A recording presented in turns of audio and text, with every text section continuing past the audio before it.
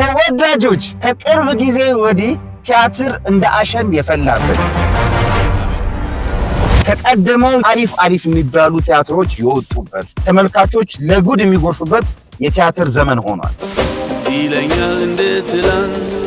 በዚህ የቲያትር ጊዜ በጣም ያስገረመኝን አንድ ነገር ልንገራችሁ። ተስፋዬ የሚባሉ ስሞች በኢትዮጵያ የኪነ ጥበብ ስራዎች 9 የኪነ ጥበብ ሰዎች እንዳሉ ታውቃላችሁ?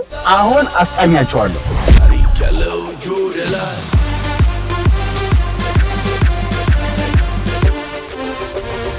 በቲያትሩ ብንሄድ ጸሐፊ ተውኔት ተስፋዬ አበበ በኢትዮጵያ የፊልም ታሪክ ውስጥ ትልቅ አሻራ ያለው ያስተማራቸው ልጆች ስፍር ቁጥር የሌላቸው ስለሆኑ ጠርቼ መጨረስ አልችልም። ዘፋኞች፣ የቲያትር የፊልም ባለሙያዎች ከላይ ከነ ዓለሙ ገብረአብ ጀምሮ እልስ አበራ ጆሮ፣ ሀረገወይን አሰፋ፣ ነፍሱን ይማርና ታሪኩ ብርሃኑ ባባ፣ እኔም የፋዘር ቤት ተማሪ እንደመሆኔ በጣም ብዙ ባለሙያዎችን ያፈራልን ያስተማረልን በዚህ ትልቅ ስራው የክብር ዶክትሬት የተሰጠው ምርጥ ባለሙያ ነው። ፋዘር እድሜና ጤና ይስጥ። ተስፋዬ ሲማ ታላቁ የጥበብ ሰው ተስፋዬ ሲማ በአዲስ አበባ ዩኒቨርሲቲ በቲያትሪካል አርት የተመረቀው በትምህርቱ የላቀ ውጤት በማምጣቱ በቀድሞ ፕሬዝዳንት በኮሎኔል መንግስቱ ኃይለማርያም እጅ ሽልማት የተቀበለ ያወቀውን ለማሳወቅ የማይሰስተው ተስፋዬ ሲማ አያሌ የኪነ ጥበብ ተማሪዎችን በማሰልጠንና በማብቃት ቲያትሮችን፣ ፊልሞችን እና ተከታታይ የቴሌቪዥን ድራማዎችን በመስራት እንዲሁም ሃሁ ፐፑ ቲያትር ላይ መሪ ገጸ ባህሪን ይዞ በብቃት እየተወነ የሚገኝ ድንቅ የጥበብ ሰው ቤት ብለን ለልጆቻችን ያወረስናቸው ፍቅር የሞተበት ጥላቻ የነገሰበት ቤታችን እስያው አንድ ነው። አባቶቻችን ልባም እኛ አፋ። ረዳት ፕሮፌሰር ተስፋዬ ገሰሰ ረዳት ፕሮፌሰር ተስፋዬ ገሰሰ ያውቃሉ ተምረዋል ከምንላቸው በቲያትርና በፊልም ወይም በኪነ ጥበብ ትልቅ ደረጃ ላይ ደርሰዋል ብለን ከምንላቸው ጥቂት ሰዎች አንዱ የሆነው ተስፋዬ ገሰሰ ልናከብረው የምንችላቸው በጣም የምንወዳቸው ሰው ናቸው። ሰላም አይደላችሁም አይደል? ትንሽ ይቅርታ አድርጊለታ። ይቅርታ የሚደረግለት ስራ አይደለም አይሰራው። ተይ እንጂ ይቅርታ የማያደርግ ይቅር አይባልም እኮ። ይህን ጥፋቱን ይቅር ብትይው እድሜ ልኩን ይገዛልሻል። ወንድ ልጅ የሴት ራስ ነው፣ ሴት ልጅ ደግሞ አንገት ናት የሚባለው ለዚህ ነው። በፍቅርና በጥበብ እንደፈለግሽ ማዞር ትችላለሽ። ጋሽ ተስፋዬ ሳህሉ ወይም አባባ ተስፋዬ። ጤና ይስጥ ልጆች፣ ዛሬ አበባዎች የነገ ፍሬዎች። እንደምን አላችሁ ልጆች? ደህና ናችሁ ልጆች? ጋሽ ተስፋዬ ሳህሉ በጣም የምንወዳቸው ብዙዎቻችንን በተረት ያሳደጉ በምክራቸው ያነጹ የአሁኑ ዘመን ልጆች ካልሆናችሁ በቀር ብዙዎቻችሁ ታውቃላችሁ ብዬ አስባለሁ። ምርጥ ባለሙያ ናቸው።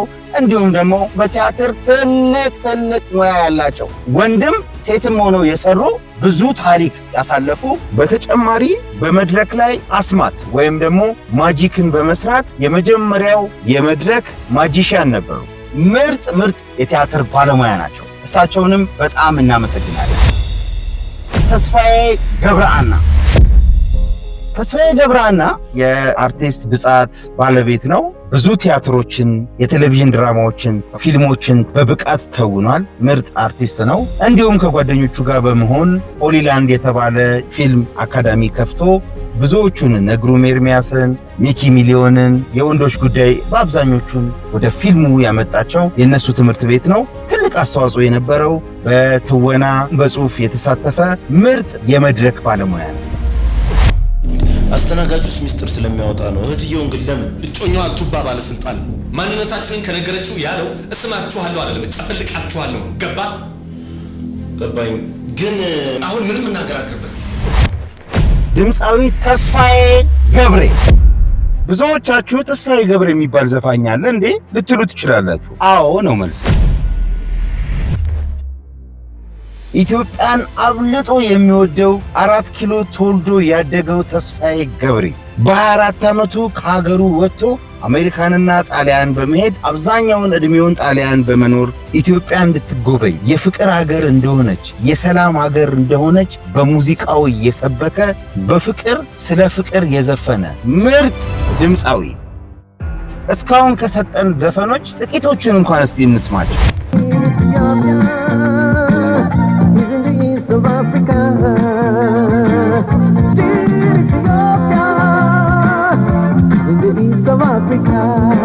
አይገርማችሁ? ይሄንንም የዘፈነው እሱ። አዲስ አበባ ይሄንንም የዘፈነው እሱ።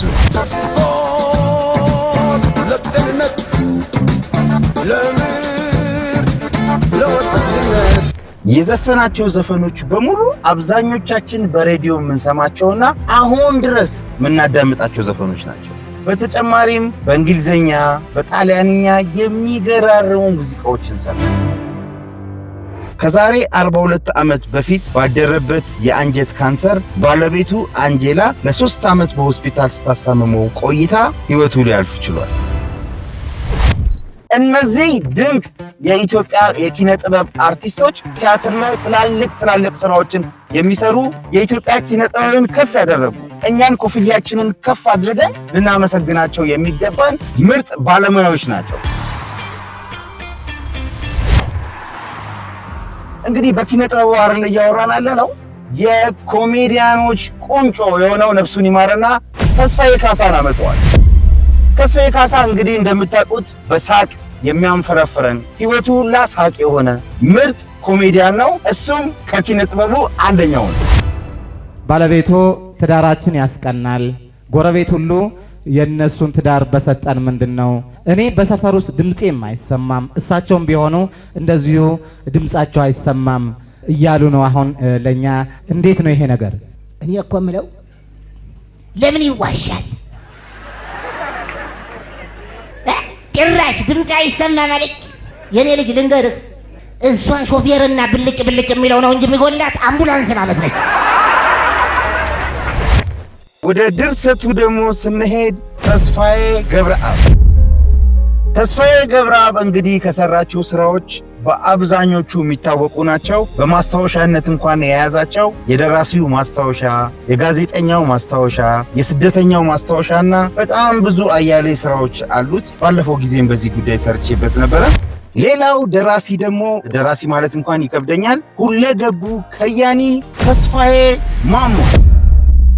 ከአያሌ የተስፋዬ ስራዎች ጥቂቱን እንኳን ብጠቅስ ከመጽሐፍ ድርሰቱ ዕፀ በለስ፣ የጨረቃ ጥሪ፣ በቅርቡ ካሳተመው ደግሞ ከማዕበል ማዶ ይሰኛል። የሚገርም መጽሐፍ ነው። በአጋጣሚ የሆነው ዕፀ በለስን በልጅነቴ ያነበብኩትና ድንቅ ታሪክ ያለበት መጽሐፍ ነው።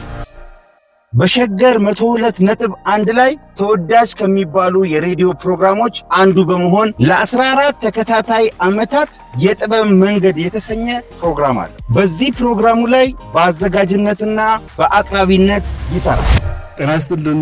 እንዴት ናችሁ? እንዴት ሰምታችኋል? የተወደዳችሁና የተከበራችሁ የሸገር አድማጮችና የጥበብ ወዳጆች፣ ይህ ዘወትር ማክሰኞ ከቀኑ 9 ሰዓት እስከ 11 ሰዓት የሚቀርብላችሁ እያዝናና ቁም ነገር የሚያስጨብጣችሁ የጥበብ መንገድ ሳምንታዊ ዝግጅታችን። ተወዳጆች፣ ይሄ ነገር ማስታወቂያ መሰለ እንዴ?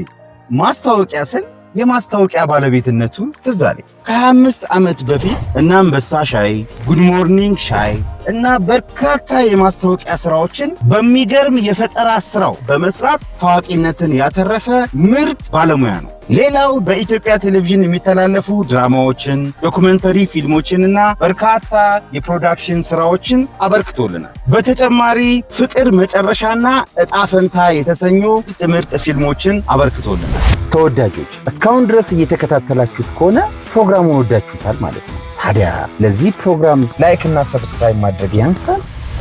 ተወዳጆች፣ ወደ ፖለቲካው እንግባ እንዴ። መቼም ጨዋታን ጨዋታ ያነሷል አይደል? ወደ ፖለቲካው ስንገባ አራቱ የደርጉ ተስፋዬዎች። አንደኛ ተስፋዬ ገብረኪዳን የደርግ ምክትል ፕሬዝዳንት የነበሩና የደርግ የውጭ ጉዳይ ሚኒስትር የነበሩ። ሁለተኛ ብርጋዴር ጀነራል ተስፋዬ ሀብተ ማርያም በደርግ ዘመነ መንግስት ትልቅ ስልጣን ይዘው የሰሩ። ሶስተኛ ኮሎኔል ተስፋዬ ወልደ ስላሴ የደርግ የደህንነት ሚኒስትር የነበሩና ትልቅ ስልጣን ይዘው ደርግን ያገለገሉ ሚኒስትር ነበሩ።